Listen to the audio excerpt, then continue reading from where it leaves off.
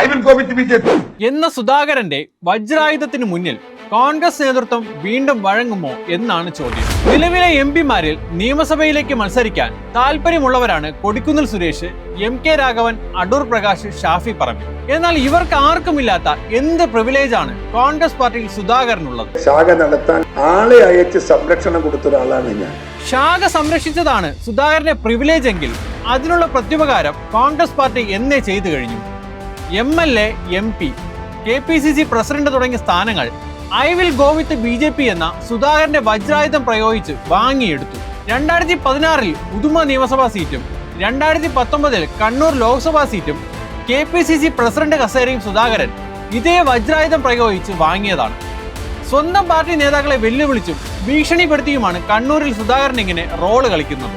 ഏതായാലും രാഹുൽ ഗാന്ധി സുധാകരനെ ഡൽഹിക്ക് വിളിപ്പിച്ചിട്ടുണ്ട്. RSS BJP ബാന്ധവത്തിലേക്ക് സുധാകരൻ പോകുമോ? I will go with BJP.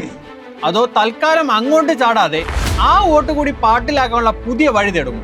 കോൺഗ്രസും ഞങ്ങളും RSS തമ്മിൽ ഇന്നുവരെ ഒരു സംഘർഷം ഉണ്ടായിട്ടില്ല. കാത്തിരുന്ന് കാണാം.